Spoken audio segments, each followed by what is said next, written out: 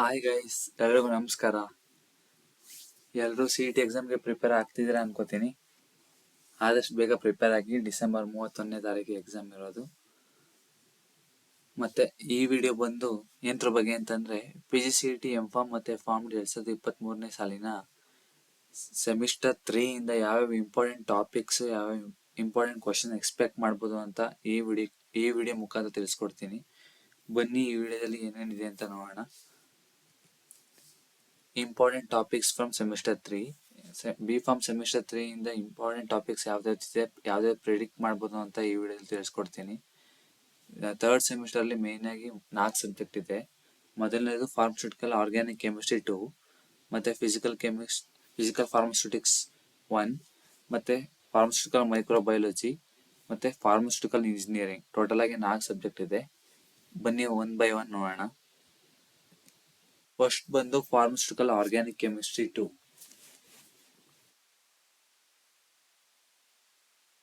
Pharmaceutical organic ಕೆಮಿಸ್ಟ್ರಿಯಲ್ಲಿ ಏನೇನು ಕೇಳ್ಬೋದು ಅಂತಂದ್ರೆ ಆರ್ಬಿಟಲ್ ಸ್ಟ್ರಕ್ಚರ್ ಬಗ್ಗೆ ಕೇಳ್ಬೋದು. ಎಕ್ಸಾಂಪಲ್ sp2, sp3, sp ಈ ಥರ ಹೈಬ್ರಿಡೈಸೇಷನ್ ಬಗ್ಗೆ ಕೇಳ್ಬೋದು. ರೆಸೋನೆನ್ಸ್ ಇನ್ ಬೆನ್ಸಿನ್ ಇದನ್ನು ಕೇಳ್ಬೋದು. ರಿಯಾಕ್ಷನ್ಸ್ ಆಫ್ ಬೆನ್ಸಿನ್ ಯಾವ್ದ್ಯಾವ್ದು ಅಂತಂದ್ರೆ ನೈಟ್ರೇಷನ್, ಸಲ್ಫೋನೇಷನ್, ಹ್ಯಾಲೋಜಿನೇಷನ್ ಅಥವಾ ಕಾರ್ಬಾಕ್ಸಿಲೇಷನ್, ಈ ತರ ಎಷ್ಟೊಂದು ರಿಯಾಕ್ಷನ್ಸ್ ಇದೆ. ಅದ್ರಲ್ಲಿ ಯಾವ್ದಾದ್ರು ರಿಯಾಕ್ಷನ್ ಕೊಟ್ಬಿಟ್ಟು ಇದು ಯಾವ ರಿಯಾಕ್ಷನ್ ಅಂತ ಕಂಡುಹಿಡಿ ಕೇಳ್ಬೋದು. ಹಳೆ ಪೇಪರ್ ಅಲ್ಲಿ ಇದೊಂದು ಬಂದಿದೆ ಒಂದು ಕ್ವಶನ್. ಮತ್ತೆ ನೆಕ್ಸ್ಟ್ ಬಂದು ಆಸಿಡಿಟಿ ಆಫ್ ಫಿನಾಲ್ಸ್. ಇದು ಬಹಳ ಇಂಪಾರ್ಟೆಂಟ್. ಥಿಯರಿ ಎಕ್ಸಾಮ್ ಕೂಡ ಅಲ್ಲಿ ಇದು 5 ಮಾರ್ಕ್ಸ್ ಕ್ವಶನ್, ಬಟ್ ಇದ್ರಲ್ಲೂ ಕೂಡ ಕೇಳೋ ಚಾನ್ಸಸ್ ಇದೆ. ಯಾವ ಫಂಕ್ಷನ್ ಆಸಿಡಿಟಿ ಅಂತಂದ್ರೆ OH ಗ್ರೂಪ್ ತರ ಬೇರೆ ಆಸಿಡ್ ಗ್ರೂಪ್ಸ್ ನೆಲ್ಲ ಆಡ್ ಮಾಡ್ತಾ ಆಸಿಡಿಟಿ ಇನ್ಕ್ರೀಸ್ ಆಗುತ್ತಾ ಡಿಕ್ರೀಸ್ ಆಗುತ್ತಾ ಅಂತ ತಿಳಿಸ್ಕೊಡ್ತಾರೆ. ಅದರಿಂದ ಈ ಕ್ವಶನ್ ಬಹಳ ಇಂಪಾರ್ಟೆಂಟ್. ನೆಕ್ಸ್ಟ್ ಬಂದು saponification and acidity of oils ಅಥವಾ ಡ್ರೈಯಿಂಗ್ ಆಯಿಲ್ಸ್ ಅಂತ ಇದೆ. ಇದರಲ್ಲಿ ಡೈರೆಕ್ಟ್ ಆಗಿ ಡೆಫಿನೇಷನ್ ಕೇಳ್ಬೋದು. What you mean by saponification ಅಥವಾ ಸೊಫಾನಿಫಿಕೇಶನ್ ವ್ಯಾಲ್ಯೂ ಅಥವಾ ಆಸಿಡಿಟಿ ಆಫ್ ಆಯಿಲ್ಸ್, ಈ ತರ ಕ್ವಶನ್ ಎಕ್ಸ್ಪೆಕ್ಟ್ ಮಾಡ್ಬೋದು. ನೆಕ್ಸ್ಟ್ ಬಂದು medicinal uses of naphthalene, phenanthrene, anthracene, diphenyl methane, trimethyl methane and other derivatives. ಈ ಕಾಂಪೌಂಡ್ಸ್ ಬಹಳ ಇಂಪಾರ್ಟೆಂಟ್. 3 ಮೆಂಬರ್ ಬೆಂಜಿನ್ ರಿಂಗ್ ಇರುತ್ತೆ. ಅದರಿಂದ ಇದು ಮೇನ್ ಆಗಿ ಮೆಡಿಸಿನಲ್ ಯೂಸಸ್ ಕೇಳುವ ಚಾನ್ಸಸ್ ಜಾಸ್ತಿ ಇದೆ. ಆದ್ರಿಂದ ಇವೆಲ್ಲದರ ಯೂಸಸ್ ಮತ್ತೆ ಸ್ಟ್ರಕ್ಚರ್, ಪ್ರಾಪರ್ಟೀಸ್ ಹೊತ್ಕೊಂಡ್ರೆ ಬಹಳ ಒಳ್ಳೆಯದು. ನೆಕ್ಸ್ಟ್ ಬಂದು ಅನಾಲಿಟಿಕಲ್ ಕಾನ್ಸ್ಟೆಂಟ್. ಇದರಲ್ಲಿ acid value, saponification value, ester value, iodine value, acetyl value, RM value, ಈ ತರ ಇದೆ. ಇದರಲ್ಲಿ ಯಾವ್ದು ಬೇಕಾದ್ರೂ ಡೆಫಿನೇಷನ್ ಕೇಳ್ಬೋದು ಅಥವಾ ಅದ್ರ ಪ್ರಾಪರ್ಟೀಸ್ ಕೇಳ್ಬೋದು ಅಥವಾ ಫಂಕ್ಷನ್ಸ್ ಕೇಳ್ಬೋದು. ಮೇನ್ ಆಗಿ ಪ್ರಿನ್ಸಿಪಲ್ ಆಲ್ಸೋ ಕೇಳ್ತಾರೆ. ಅದರಿಂದ ಇಷ್ಟು ಟಾಪಿಕ್ ನ ಓದ್ಕೊಳ್ಳೋದು ಬಹಳ ಒಳ್ಳೆಯದು. ನೆಕ್ಸ್ಟ್ ಬಂದು ಯೂಸಸ್ ಆಫ್ DDT ಅಥವಾ ಸ್ಯಾಕರೈನ್ ಅಥವಾ BHC and chloramine. May be DDT uses ಕೇಳ್ಬೋದು ಅಥವಾ DDT ಟಾಕ್ಸಿಸಿಟಿ ಕೇಳ್ಬೋದು ಅಥವಾ DDT ಸ್ಟ್ರಕ್ಚರ್ ನ ಕೇಳ್ಬಿಟ್ಟು ನೇಮಿಂಗ್ ಮಾಡಕ್ ಕೇಳ್ಬೋದು. ಮತ್ತೆ ಯೂಸಸ್ ಎಲ್ಲ ಮಸ್ಟ್ ಅಂಡ್ ಶುಡ್ ನೋಡಿ ಗೊತ್ತಿರ್ಬೇಕು ಇವೆಲ್ಲ. ನೆಕ್ಸ್ಟ್ ಬಂದು ಫಿಸಿಕಲ್ ಫಾರ್ಮಸ್ಯೂಟಿಕ್ಸ್ 1.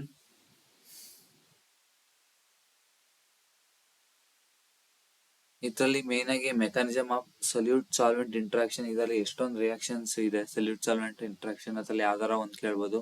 ಸೊ ಇದರಿಂದ ಒಂದ್ ಕ್ವಶನ್ ಎಕ್ಸ್ಪೆಕ್ಟ್ ಮಾಡ್ಬೋದು.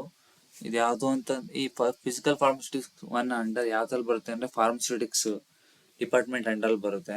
So physical pharmaceutics one of the important subject. ಮತ್ತೆ next ideal solubility parameters and solvation association. Parameters ideal properties ನ ಕೊಟ್ಟು ಕಂಡುಹಿಡಿಯಕ್ಕೆ ಕೇಳ್ಬೋದು.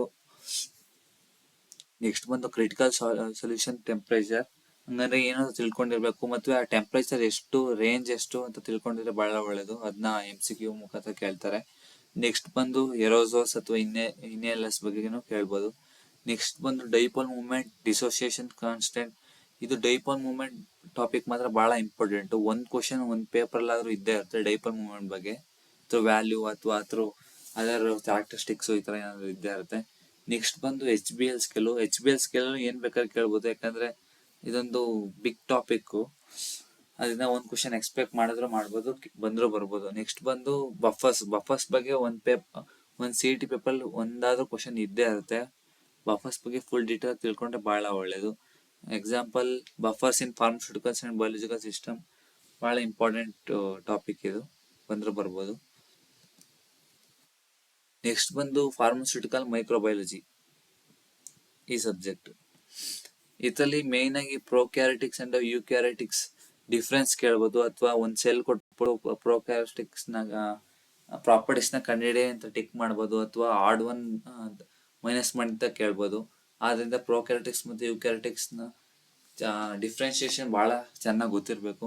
ನೆಕ್ಸ್ಟ್ ಬಂದು ಕ್ಲಾಸಿಫಿಕೇಶನ್ ಆಫ್ ಬ್ಯಾಕ್ಟೀರಿಯಾ, ಇದು ಕೂಡ ಬಹಳ ಇಂಪಾರ್ಟೆಂಟು. ರಾಡ್ ಶೇಪು, ಸೈಲೆಂಟಿಕಲ್ ಶೇಪ್ ಈ ತರ ಇರುತ್ತೆ. ಈ ತರ ಕ್ವಶನ್ ಕೇಳ್ಬಿಟ್ಟು ಒಂದು ಆಡ್ ಒನ್ ನ ಸೆಲೆಕ್ಟ್ ಮಾಡಕ್ ಇರುತ್ತೆ MCQ ಅಲ್ಲಿ. ಸೊ ಇದ್ರ ಬಗ್ಗೆ ನೀಟಾಗಿ ತಿಳ್ಕೊಂಡ್ರೆ ಬಹಳ ಒಳ್ಳೇದು. ನೆಕ್ಸ್ಟ್ ಬಂದು ಸಿಂಪಲ್ ಮತ್ತೆ grams and acid fast staining, ಇದು ಯಾವ್ಯಾವ ತರ ಸ್ಟೇನಿಂಗ್ ಮಾಡ್ಬೋದು ಅಂತ ಮೆಥಡ್ಸ್ ಇದೆ, ಅದನ್ನ ತಿಳ್ಕೊಂಡ್ರೆ ಬಹಳ ಒಳ್ಳೇದು. ನೆಕ್ಸ್ಟ್ ಬಂದು ಬ್ಯಾಕ್ಟೀರಿಯಾ ಸೈಡಲ್ ಬ್ಯಾಕ್ಟೀರಿಯಾ ಸ್ಟ್ಯಾಟಿಕ್ಸ್ ಅಂತ ಇದರಲ್ಲಿ ಎಷ್ಟೊಂದು ಒಂದ್ ಯಾವ್ದಾರ ಬ್ಯಾಕ್ಟೀರಿಯಾ ಕೊಟ್ಬಿಟ್ಟು ಅದು ಬ್ಯಾಕ್ಟೀರಿಯಾ ಸೈಡಲ್ ಅಥವಾ ಬ್ಯಾಕ್ಟೀರಿಯಾ ಸ್ಟ್ಯಾಟಿಕ್ಸ್ ಪಾಯಿಂಟ್ ಮಾಡಿ ಅಂತಾನು ಕೇಳ್ಬೋದು. ಅದರಿಂದ ಈ ಟಾಪಿಕ್ ಕೂಡ ಬಹಳ ಇಂಪಾರ್ಟೆಂಟು. ಮತ್ತೆ ಮೈಕ್ರೋಬಯಾಲಜಿಕಲ್ ಅಸ್ಸೆ, ಇದು ಬಹಳ important. Next assessment of a new antibiotic, ಈ ಟಾಪಿಕ್ ಕೂಡ ಬಹಳ ಇಂಪಾರ್ಟೆಂಟ್. ನೆಕ್ಸ್ಟ್ ಬಂದು cell culture in pharmaceutical industry and research. Cell culture ಬಗ್ಗೆ ಕ್ವಶನ್ಸ್ ಎಕ್ಸ್ಪೆಕ್ಟ್ ಮಾಡ್ಬೋದು, ಒಂದೊಂದು ಪೇಪರ್ ಅಲ್ಲಿ ಕೇಳಿದ್ದಾರೆ. ಅಥವಾ ಫಂಕ್ಷನ್ಸು ಅಥವಾ ಜನರೇಷನ್ ಈ ತರ. ಅಂಡ್ ಲಾಸ್ಟ್ ಸಬ್ಜೆಕ್ಟ್ ಬಂದು ಫಾರ್ಮಸ್ಯೂಟಿಕಲ್ ಇಂಜಿನಿಯರಿಂಗ್. ಇದರಲ್ಲಿ ಮೇನ್ ಆಗಿ official standards of powders and sieves.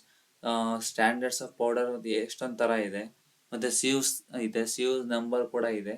ಅದು ಯಾವ್ಯಾವ ಅಂತ ಯಾವ ಆರ್ಡರ್ ಬರುತ್ತೆ ಅಂತ ನೆನ್ಪಿಟ್ಕೊಂಡ್ರೆ ಬಹಳ ಒಳ್ಳೇದು. ಕ್ವಶನ್ ಎಕ್ಸ್ಪೆಕ್ಟ್ ಮಾಡ್ಬೋದು. ಮತ್ತೆ ಈಟ್ ಎಕ್ಸ್ಚೇಂಜರ್ಸ್ ಮತ್ತೆ ಈಟ್ ಇಂಟರ್ಚೇಂಜರ್ಸ್ ಇದ್ರಲ್ಲಿ ಕೂಡ ಒಂದು ಕ್ವಶನ್ ಎಕ್ಸ್ಪೆಕ್ಟ್ ಮಾಡ್ಬೋದು.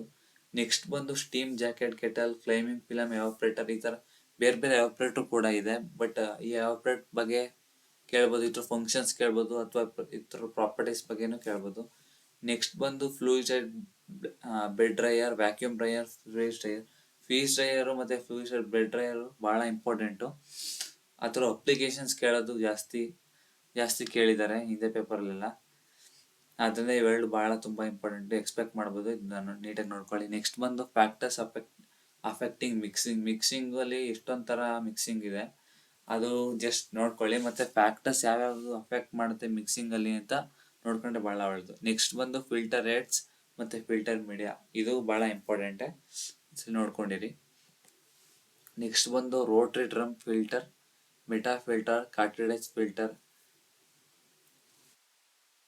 ಇದು ಬಹಳ ಇಂಪಾರ್ಟೆಂಟ್. ಈ ಟಾಪಿಕ್ ಕೂಡ ಕವರ್ ಮಾಡಿ ನೋಡ್ಕೊ ಬನ್ನಿ. ನೆಕ್ಸ್ಟ್ ಬಂದು types of corrosion, characteristics, prevention, ಇದ್ರ ಬಗ್ಗೆ ಫುಲ್ ನೋಡ್ಕೊಳ್ಳಿ. So thank you. ನೆಕ್ಸ್ಟ್ ವಿಡಿಯೋದಲ್ಲಿ ಸೆಮಿಸ್ಟರ್ 4 ಬಗ್ಗೆ ವಿಡಿಯೋ ಮಾಡ್ತೀನಿ ಆದಷ್ಟು ಬೇಗ. So thank you. Please subscribe, share for more updates. Thank you.